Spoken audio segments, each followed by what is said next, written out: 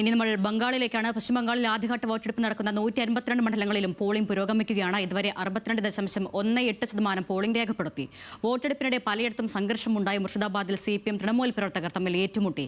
ബൂത്തിന് പുറത്ത് petrol bomb എറിയുന്നുണ്ടായി. വിശദാംശങ്ങളുമായി ശരത്ലാലുണ്ട്. ശരത്ത്, ബംഗാൾ തെരഞ്ഞെടുപ്പ് എങ്ങനെ പോളിംഗ് പുരോഗമിക്കുന്നു? വിവിധയിടങ്ങളിൽ ഇന്ന് സംഘർഷ സാഹചര്യം ഉണ്ടായല്ലോ. എന്താണ് ഏറ്റവും ഒടുവിലുള്ള അപ്ഡേറ്റുകൾ?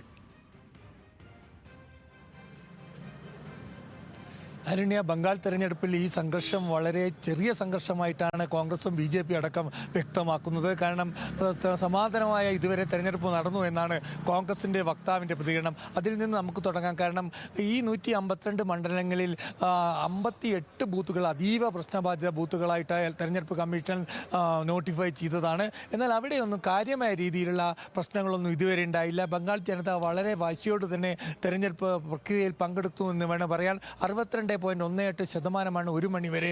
അത് 75% വോട്ടിംഗ് ശതമാനം ഉയരും എന്നൊരു കണക്കൂട്ടലാണ് തെരഞ്ഞെടുപ്പ് കമ്മീഷനുള്ളത്. ഈ തെരഞ്ഞെടുപ്പിൻ്റെ പ്രത്യേകത എന്ന് പറഞ്ഞാൽ ഈ തെരഞ്ഞെടുപ്പിൽ നോർത്ത് ബംഗാൾ സ്വാഭാവികമായിട്ടും നോർത്ത് ബംഗാളിൽ BJP ശക്തി കേന്ദ്രമാണ്. എന്നാൽ ഈ 8 മണ്ഡലങ്ങൾ 8 ജില്ലകൾ സൗത്ത് ബംഗാളിലെ 8 ജില്ലകൾ ഇപ്പോൾ തെരഞ്ഞെടുപ്പുന്നുണ്ട്. ഈ 8 ജില്ലകളും തൃണമൂലിൻ്റെ ശക്തി കേന്ദ്രങ്ങളാണ്. ഇവിടെ നിന്ന് 92 നിയമസഭാ അംഗങ്ങളാണ് പിന്നെ തൃണമൂലിന് ഈ തെരഞ്ഞെടുപ്പ് 152 നിയമസഭാ മണ്ഡലങ്ങളിലുള്ളത്. എന്നാൽ ഇപ്പോൾ വലിയ വെല്ലുവിളിയാണ് തൃണമൂൽ നേരിടുന്നത്. കാരണം മുർഷിദാബാദിലെ അധീർ ചൗധരി, കോൺഗ്രസിൻ്റെ അധീർ ചൗധരി മത്സരിക്കുന്ന മണ്ഡലത്തിൽ തൃണമൂലും കോൺഗ്രസ് പ്രവർത്തകരും തമ്മിൽ ഏറ്റുമുട്ടൽ നടന്നു.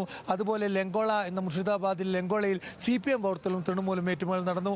അതേപോലെ മുർഷിദാബാദിലെ രാജീവ് നഗറിൽ എന്തായാലും 60%-ലധികം 62.18% ഉച്ചവരെ പശ്ചിമ ബംഗാളിലെ പോളിംഗ് രേഖപ്പെടുത്തിയിട്ടുള്ളത്.